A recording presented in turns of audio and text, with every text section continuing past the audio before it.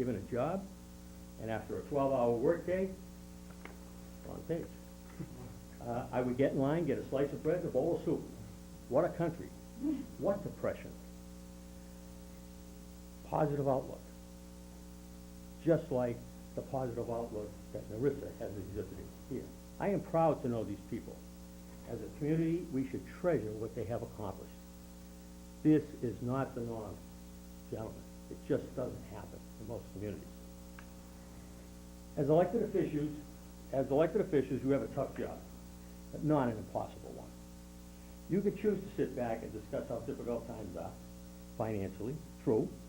Nobody here is going to argue with you on that. Or you could follow the lead of a recently departed U.S. Senator who would look for a creative solution.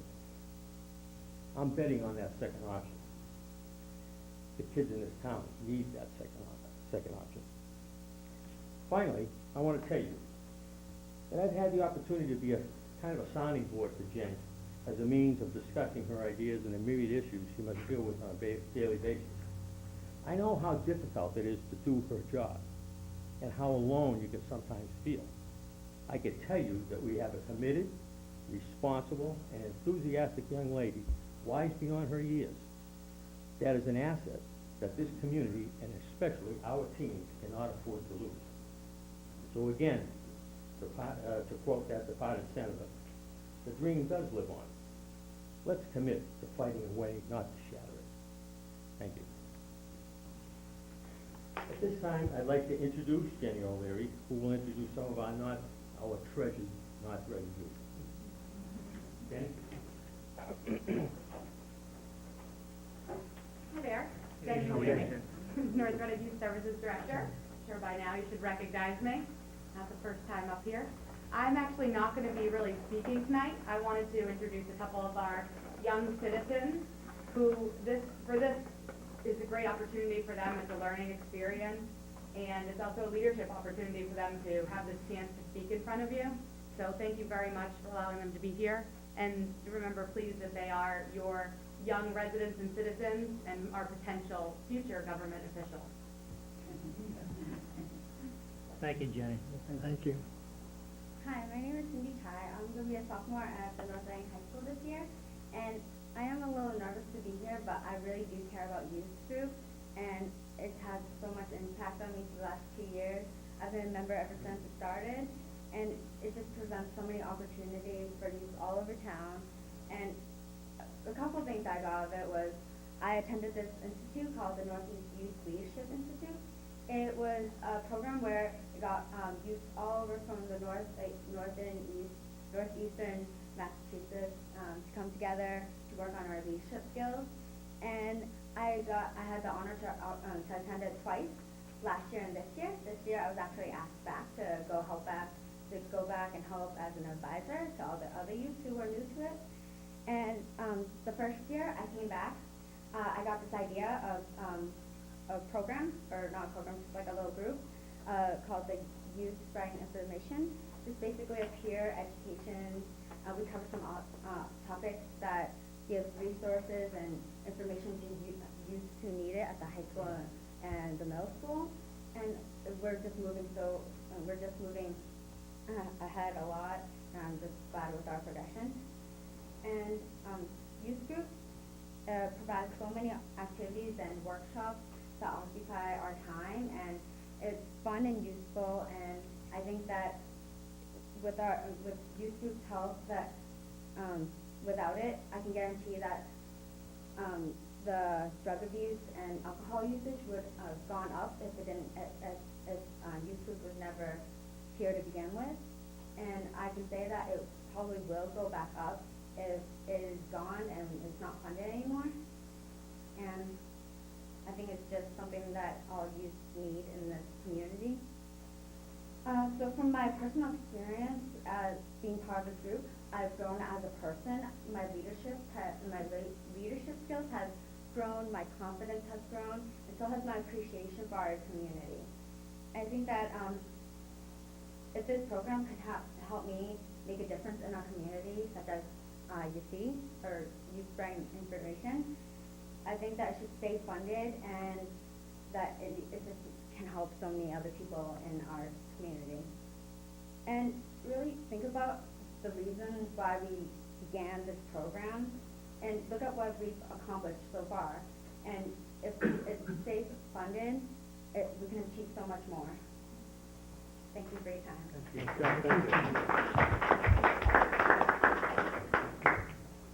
My name is Kevin Newhall, and I'm a North Reading High School student also. North Reading Youth Services is a great program.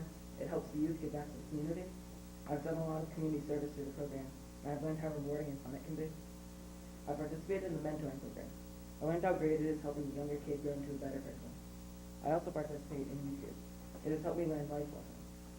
We always have to work together to solve problems with other people, and we aren't necessarily friends with everyone we have to work with. It's taught me I need to be patient with other people and show them respect. North Reading Youth Services is a great program, and I know that every kid in it has benefited from it. From the young elementary school kids we've mentored, to the high school kids who help plan events, everyone has benefited from this program.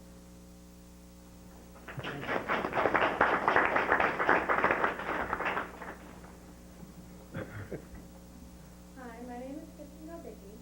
I'm a student at North Reading High School as well. Youth group is a program that I joined last year because I was getting into trouble and I wanted to reform. And the group is extremely helpful to kids who have problems at home or have made bad decisions in the past because it teaches skills that would benefit them in the future when presented with the same choice.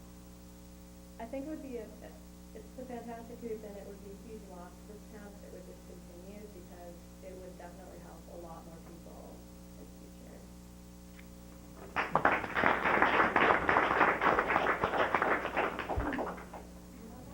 I think we're gonna open up to questions and answers. Thanks very much for allowing all of our speakers to present tonight. Thank you guys, you were fantastic. Mr. Delaney. Kathy, you want to say something else? I was going to say, have one more speaker, Oh, I'm sorry. Rita Mullen, the Recreation Director.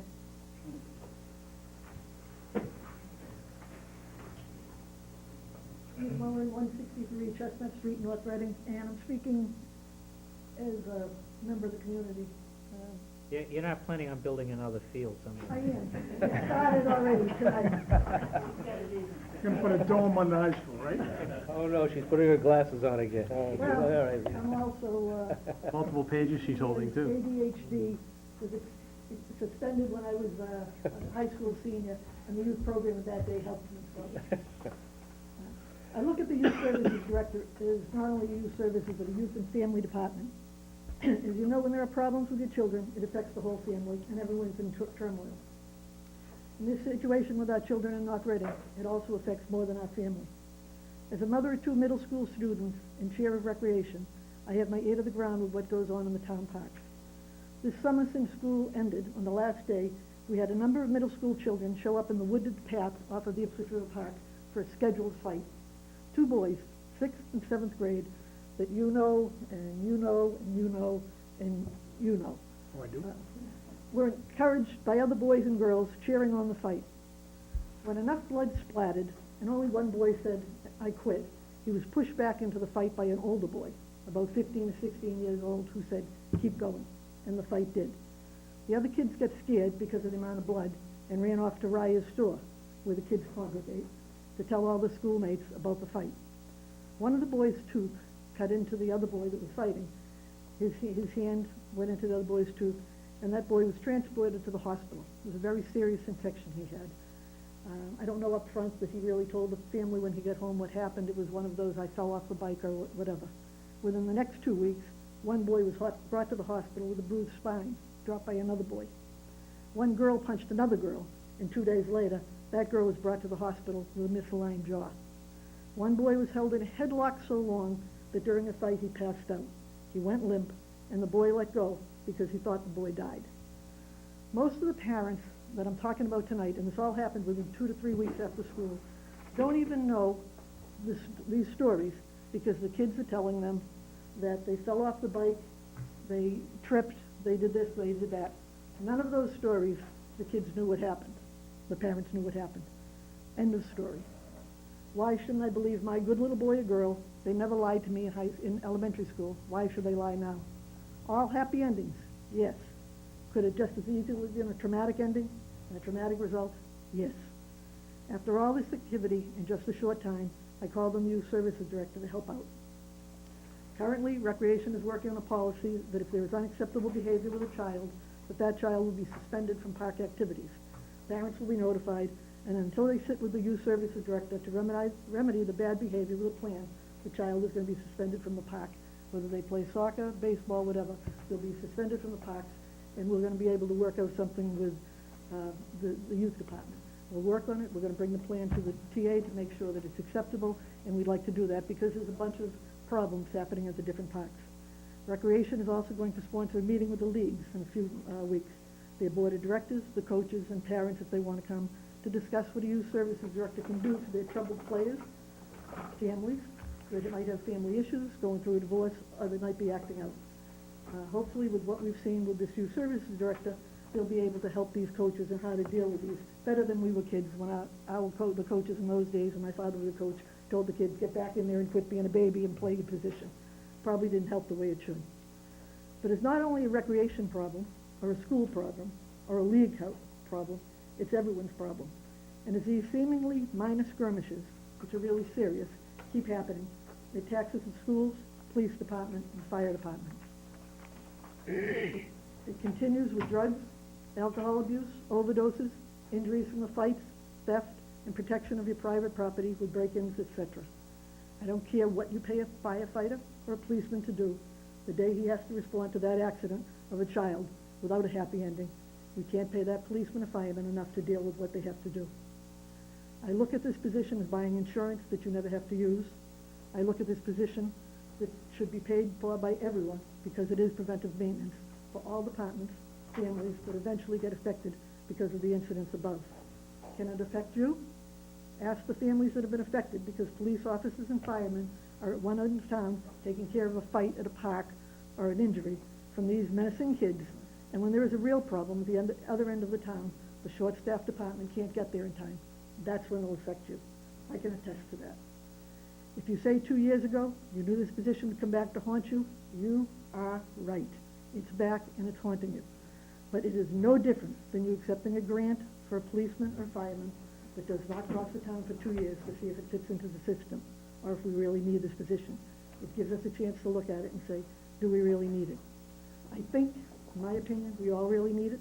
I think your position as a selectman in this day and age is difficult at best, sometimes impossible, and is not fun to try to balance a budget in this town or this state now. But I ask you to consider this position as you consider protection of life and property when we look at the budgets and say we can't get rid of police and firemen. There are certain positions we can't get rid of in town, schools, and they talk about that, because I know very well as a parent and taxpayer the category that this position holds for me. And for me, it's a matter of, and sometimes I hate to say it, life and death and protecting the property. Thank you very much. Yes, Mrs. Giardino, to give your presentation, you had a number that you said you were asking us for, and I didn't get it. 35,000. 35,000. And that's for the balance of That's the FY balance ten? for FY ten. We have funding through the end of October. And from that 35,000 will bring us to June 30th. The young lady that spoke last, I'm sorry, I didn't catch your name completely. I have a question for you, and if you don't feel like answering it, you don't have to. But if North Reading Youth Services wasn't here when you were going through a difficult time, what do you think may have happened to you?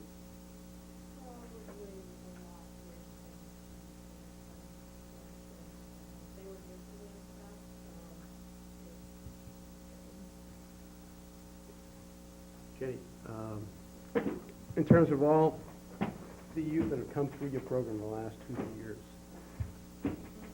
obviously privacy is a major concern, but can you give any numbers as to whether or not there have been any youth that have come to the program that you knew had been using drugs or alcohol when they came into your program, and somehow you set them up with an agency, and they're clean and sober, and you saved that child?